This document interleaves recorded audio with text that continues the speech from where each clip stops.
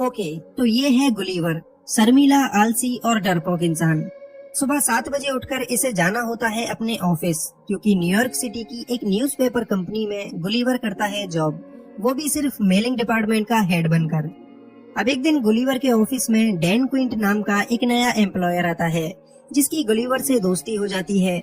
अब क्योंकि गुलिवर उसका सीनियर है और डैन उसका जूनियर, इसलिए गुलिवर खुद को ओवर स्मार्ट दिखाने की कोशिश करता है, जो कि असल में वो एक फुद्दू किस्म का आदमी है। और ये है मिस डार्सी, जिसके ऊपर गुलिवर अपनी जान छिड़कता है। कई सालों से बेचारा डार्सी के साथ स्वयंवर रचाने के सपने देख रहा है, लेकिन दिल की बात जुबान तक लाने की हिम्मत कहाँ बेचारे में। अब एक दिन गुलिवर के पास डैन आता है एक नोटिस लेकर और उसे बताता है कि मेरा प्रमोशन हो चुका है, आज से मैं इस मेलिंग डिपार्टमेंट का हेड हूँ और अब से तुम मेरे जूनियर हो। ये जानने के बाद बेचारे गुलिवर को शौक लगता है, क्योंकि सालों से वो इस ऑफिस में रगड़ रहा है, लेकिन उसका तो कभी प्रमोशन नहीं हुआ और ये कल का लौंडा आते ही बाजी मार गया। गुलिवर का लटका हुआ चेहरा देख डैन उससे कहता है कि बेटा, तुम्हारे अंदर कोई कमी नहीं है, बस तुम हो एक फट्टू इंसान जो कभी अपने लिए कुछ भी नहीं बोल पाता, और इसीलिए आज तक डार्सी भी तुमसे दूर है। अगर ऐसा ही रहा तो वो जाएगी किसी और के साथ और तुम करना प्यार उसके बच्चों के साथ। अब क्योंकि डैन ने गुलिवर की हिम्मत को ललकारा था, इसलिए गुलिवर को आता है गुस्सा और वो पूरी हिम्मत के साथ जा पहुंचता है डार्सी के ऑफिस में। लगता है आज तो गुलिवर अपने दिल की बात कह कर ही रहेगा, लेकिन ये क्या, गुलिवर की तो फिर से हवा निकल गई और वो दुम दबा के ऑफिस से जाने लगा।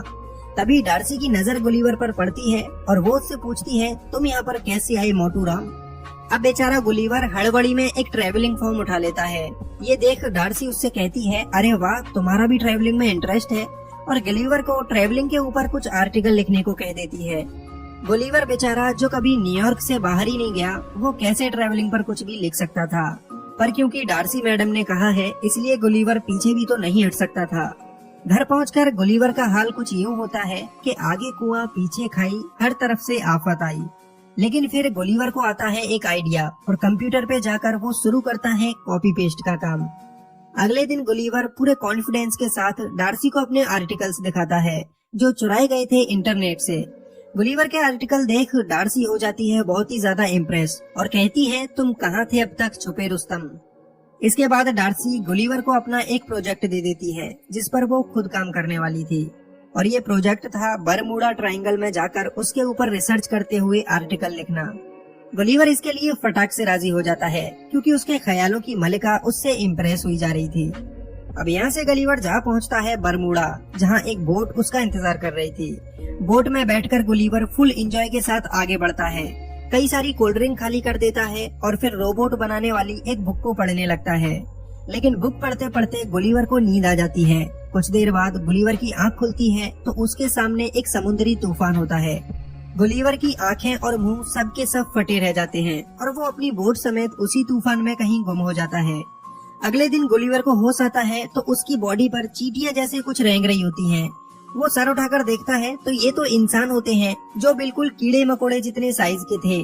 गुलिवर की पूरी बॉडी रस्सियों से बंधी हुई थी और उस नन्ही फौज का कैप्टन जनरल एडवर्ड गुलिवर को बताता है, तुम पर इल्जाम है कि तुमने हमारे जानी दुश्मन ब्लेफुसियन की मदद की है, इसलिए तुम्हें कैदी बनाकर हमारे बादशाह सलामत के पास पेश किया जाएगा।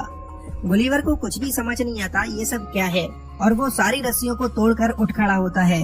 वो सोचता है कि वो कोई सपना देख रहा है और अपनी आंखें बंद कर लेता है। तभी जनरल एडवर्ड अपना भाला लेकर गुलिवर के पैर में दे मारता है। इसके बाद पूरी सेना गुलिवर की रस्सियां पकड़कर खींचने लगती है, जिससे उसकी पैंट तो उतरती ही है, साथ ही वो जमीन पर गिर पड़ता है। फिर बेचारे गुलिवर को लकड़ी की गाड़ी पर लेटाकर लिलीपुट साम्राज्य में लाया जाता है। उस राज्य के बच्चे, औरतें सब गुलिवर को देखने के लिए इकट्ठा हो जाते हैं, क्योंकि उनके लिए तो गुलिवर एक राक्षस है। अब राक्षस गुलिवर को राजा के सामने पेश किया जाता है, जहां जनरल एडवर्ड राजा को बताता है कि ये राक्षस एक ब्लेफिसियन जासूस है, जो हमारे दुश्मन राज्य के साथ मिला हुआ है। गुलिवर उनसे कहता है, देखो भैया, मैं कोई ब्लूफिशमैन नहीं हूँ, मुझे तो पता भी नहीं वो कौन है।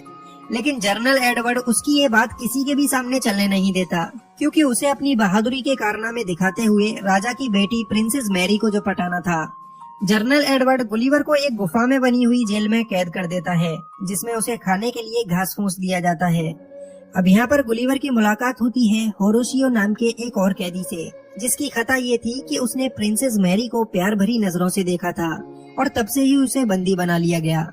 यहाँ जब दो कैदी मिलते हैं तो दोनों के बीच बहुत अच्छी दोस्ती हो जाती है। अब यहाँ से शुरू होती है गुलिवर की मजदूरों वाली जिंदगी। उस बेचारे को बैलों की जगह हल में लगाया जाता है और जनरल एडवर्ड उसकी सवारी करता है। फिर एक दिन लिलीपुट साम्राज्य पर दुश्मन राज्य ब्लेफोशियन हमला कर देता है और पूरे महल में आग लगा देता है।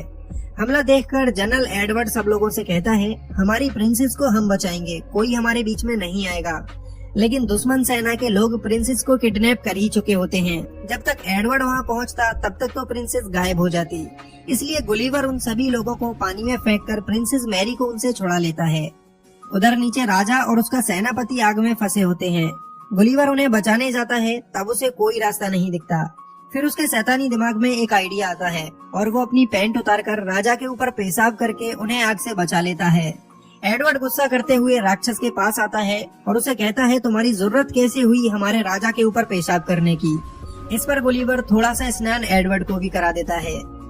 गुलिवर की इस बहादुरी के लिए राजा उससे बहुत खुश होता है और उसे खाने के लिए अपने साथ दावत पर बुलाता है।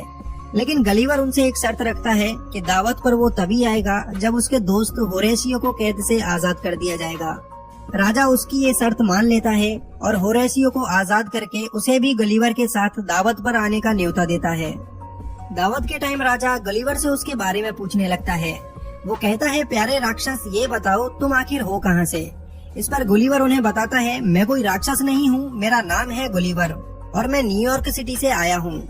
यहाँ पर सभी लोग गुलिवर को न्यूयॉर्क सिटी का प्रेसिडेंट समझने लगते हैं, जिसके बाद गुलिवर भी अपनी लंबी लंबी फेंकना शुरू कर देता है। वो कहता है कि मैंने न्यूयॉर्क में सभी लोगों की जान बचाई थी और इसीलिए आज मैं वहाँ का पावरफुल प्रेसिडेंट हूँ। इसके बाद राजा उससे कहता है, फिर तो तुम्हें अपनी प्रजा की बहुत फिक्र हो रही होगी। हम जल्दी ही तुम्हारी बोट ढूंढ देंगे जिससे तुम वापस अपनी प्रजा के पास जा सको। अब गुलिवर के लिए एक आलीशान बहुत बड़ा घर तैयार कराया जाता है, जिसमें सैकड़ों मजदूर हर वक्त उसकी सेवा के लिए लगे रहते हैं ताकि बड़े आराम से गुलिवर यहाँ पर रह सके। एक दिन होरेशियो गलीवर से पूछता है कि आखिर प्रिंसेस को कैसे इम्प्रेस किया जाए, क्योंकि होरेशियो प्रिंसेस मैरी से बहुत प्यार करता था और उसके लिए जेल में कैदी बनकर भी तो रह चुका था। गलीवर जो खुद डार्सी से अपनी बात नहीं कर पाया, वो यहाँ होरेशियो को लड़की पटाने के टिप्स देने लगता है। और मजे की बात तो ये है कि प्रिंसेस भी होरेशियो से इम्प्रेस हो जाती है। मतलब कुछ भी कहो, गलीवर तो लव गुरु निकला। हाँ, ये बात अलग है, कभी खुद की लव स्टोरी शुरू न कर पाया। अब रात को ही जनरल एडवर्ड गुलिवर की बोट को ढूंढ निकालता है, क्योंकि वो जल्द से जल्द गुलिवर को यहाँ से भगाना चाहता था। खबर सुनते ही गुलिवर काफी खुश होता है, क्योंकि वो अब अपने घर डार्सी के पास जा सकता था। गलीवर आकर देखता है तो उसकी बोट टूटी हुई पड़ी थी, जिसे सही होने में कम से कम 1 हफ्ते का वक्त लगेगा। तभी उन लोगों को वहाँ पर गुलिवर का फोन भी पड़ा मिलता है, जो अभी तक ऑन था। गुलिवर अपना फोन उठाता है तो उसमें 12 वॉइस मैसेज पड़े थे, जो कि डार्सी के थे। डार्सी को ये पता चल चुका था कि गलीवर ने वो सारे आर्टिकल इंटरनेट से कॉपी किए थे, इसलिए वो गलीवर से काफी ज्यादा गुस्सा थी। वॉइस मैसेजेस सुनने के बाद गलीवर की हालत खराब हो जाती है। वो अब डार्सी का सामना नहीं करना चाहता था, इसलिए लिलीपुट में रुकने का ही मन बना लेता है। गुलिवर के रुकने से पूरा साम्राज्य बहुत खुश होता है, सिवाय एडवर्ड को छोड़कर। एडवर्ड नहीं चाहता था कि गलीवर यहाँ रुके, इसलिए वो राजा के पास जाकर राजा के कान भरने लगता है। इस पर राजा एडवर्ड की बात मानने की जगह गुलिवर को ही पूरे साम्राज्य का जनरल बना देता है। अब से एडवर्ड की जगह गुलिवर ही पूरी साम्राज्य की सुरक्षा देखेगा। अब एक बार फिर ब्लेफोशियन की सेना लिलीपुट पर हमला कर देती है और एडवर्ड को मौका मिल जाता है गुलिवर को नीचा दिखाने का। एडवर्ड पूरी सुरक्षा व्यवस्था को ही हटा देता है, जिससे गुलिवर लिलीपुट को दुश्मन से बचा ना पाए। हमले की खबर सुनकर गुलिवर दुश्मनों को रोकने के लिए आता है और अपने कपड़े उतारकर पानी में घुस जाता है। पानी में जाकर वो दुश्मनों को समझाता है कि मुझे कोई लड़ाई नहीं करनी, मैं वैसे ही तुम्हें मारने की एक्टिंग करूंगा और तुम यहाँ से भाग जाना। लेकिन ब्लेफोशियन के लोग गुलिवर से दोस्ती करने तो आए नहीं थे, इसलिए पूरी सेना उसके ऊपर हमला करने लगती है और ये देख एडवर्ड काफी खुश होता है। लेकिन फिर गलीवर को गुस्सा आता है और वो दुश्मन के सारे जहाजों की रस्सियां पकड़कर उन्हें पानी के बाहर फेंक देता है और एक बार फिर से गुलिवर की जय जयकार शुरू हो जाती है। राजा एक बार फिर गुलिवर से काफी खुश हो जाता है। अब तो गुलिवर के शौक मौज के लिए और भी अच्छे इंतजाम कर दिए जाते हैं, जिसमें उसकी मसाज करना, बाल काटना सब कुछ शामिल होता है। उधर गुस्से से भरा हुआ एडवर्ड जाकर दुश्मन राज्य ब्लेफोशियन से मिल जाता है और गुलिवर की बोट से रोबोट बनाने वाली बुक निकालकर एक विशालकाय रोबोट तैयार करता है जिससे गुलिवर को हराया जा सके। ब्लेफोसियन के लोग लिलीपुट पर एक बार फिर से हमला करते हैं और गुलिवर फिर से तैयार है उन छोटे लोगों को हराने के लिए। लेकिन उसका सामना जब एडवर्ड के रोबोट से होता है तो गुलिवर की हवा टाइट हो जाती है क्योंकि ये रोबोट गुलिवर से भी काफी ज्यादा बड़ा था। एडवर्ड गुलिवर की पैंट पकड़कर उसे हवा में लटका लेता है और गुलिवर यहाँ पर हार मान लेता है। इससे पूरे लिलीपुट को गुलिवर की सच्चाई का पता चल जाता है। गुलिवर उन्हें खुद बताता है कि वो कोई बहादुर प्रेसिडेंट नहीं है, सिर्फ एक नॉर्मल इंसान है और सिर्फ हवाबाजी के लिए उसने ये बड़ी बड़ी बातें फेंकी थी। तो अब यहाँ से एडवर्ड गुलिवर को बांधकर एक ऐसी जगह फिकवा देता है जहाँ पर आज तक किसी ने भी जाने की हिम्मत नहीं की थी। गुलिवर किनारे पर पड़ा होता है, तभी एक लड़की उसे गिलास में बंद कर लेती है क्योंकि वो लड़की गुलिवर के आगे बहुत ही विशालकाय थी, जिसके सामने गुलिवर भी चींटी जैसा लगता है। वो बच्ची गुलिवर को अपनी डॉल बना लेती है और डॉल के कपड़े पहनाकर उसे बारबी हाउस में छोड़ देती है। इधर गुलिवर को ढूंढती हुई डार्सी भी लिलीपुट में आ पहुंचती है और उसे भी गुलिवर की तरह ही जेल में कैद कर दिया जाता है। डार्सी को देखकर होरेशियो वहां से गुलिवर के पास जा पहुंचता है और उसे बताता है कि तुम्हें ढूंढते हुए डार्सी यहाँ पर आई थी और एडवर्ड ने राजा के साथ उसे भी बंदी बना लिया है। ये सुनते ही गुलिवर डार्सी को बचाने के लिए निकल पड़ता है। जेल में आकर गुलिवर डार्सी से मिलता है, तब डार्सी उसके ऊपर गुस्सा करने लगती है। वो कहती है कि सच सच बताओ ये सब छोटे लोग कौन हैं?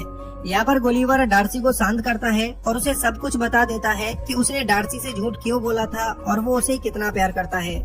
डार्सी के मिलते ही गुलिवर के अंदर जुनून आ जाता है और वो अब डिसाइड करता है कि वो एडवर्ड से लड़कर लिलीपुट को दुश्मनों से आजाद कराएगा। अगले दिन फिर से रोबोट और गुलिवर का सामना होता है। रोबोट फिर से गुलिवर को मारने लगता है क्योंकि एडवर्ड ने उसे और भी ज्यादा एडवांस कर दिया था। रोबोट बार बार गुलिवर के करंट लगा रहा था जिससे गुलिवर उसका कुछ नहीं बिगाड़ पा रहा था। लेकिन फिर होरेशियो के दिमाग की बत्ती जलती है और वो एक रस्सी पे लटक कर रोबोट के अंदर घुस जाता है। अंदर जाकर होरेशियो रोबोट के वायर काट देता है जिससे अब रोबोट गुलिवर के करंट नहीं लगा पाता। मौका मिलते ही गुलिवर रोबोट के ऊपर हावी हो जाता है और बड़ी ही आसानी से वो मार मार कर रोबोट को खत्म कर देता है। लिलीपुट की पूरी प्रजा गुलिवर के लिए जोरदार तालियां बजाती है, साथ में होरेशियो के ऊपर भी फूल फेंके जाते हैं। होरेशियो की बहादुरी के लिए राजा अपनी बेटी प्रिंसेस मैरी का हाथ होरेशियो के हाथ में दे देता है। उधर डार्सी भी गुलिवर के झूठ के लिए उसे माफ कर देती है और उसका प्रपोजल एक्सेप्ट करती है। इसी हैप्पी एंडिंग के साथ ये मूवी यहीं पर खत्म हो जाती है।